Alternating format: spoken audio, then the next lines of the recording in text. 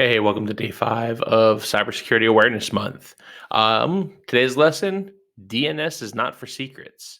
So, as everybody probably knows, DNS is like the phone book of the internet, right?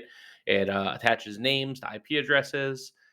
Sometimes we have subdomains attached to those names, right? So we can do, like mail dot whatever your domain is .com to get to your email and things like that.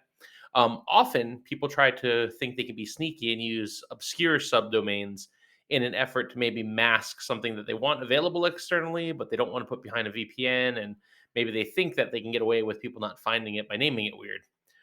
That's not the case. DNS is meant to be shared, right? It exists as a public record to get people from A to B.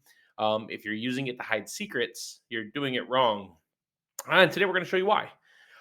This came up in a conversation I think I saw taking place on Reddit, and I thought it was really interesting. So, um, basically there's sites like Wolfram Alpha. There's a bunch of ways to do this, but you can dump subdomains for a given domain. The conversation I saw kind of taking place was about a password management tool or a documentation management tool that a lot of managed service providers use. And they were talking about how it seemed really suspicious that somebody was able to guess their subdomain and then start attacking them with an account. Now, that's a pretty silly concept, and let's see why. If we go to Wolfram Alpha, or grab any of the other DNS kind of dumping tools and type in the domain. You can click there, and it actually does all the work for you. You just have to click on this subdomains button, and all of a sudden, you get a pretty list of a bunch of people who actively have subdomains under this domain. And in this case, most of them are IT providers using the tool. So if you go through this and you dump the subdomains, and you can actually even see how active some of these are from a daily visitor's perspective and things like that. So you can see how much the organization is actually using the tool, even probably.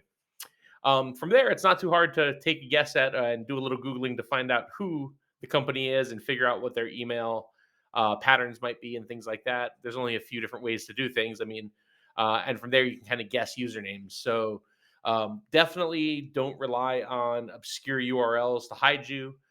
It might slow people down a little bit, but it's probably not going to stop anybody.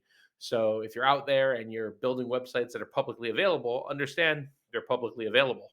You can't hide. There's robots out there. That's going to be a recurring theme for a lot of our security conversations for Cybersecurity Awareness Month. Is you can't hide on the internet. There are robots. Well, with that, have fun. Remember, use this information for good to protect yourself.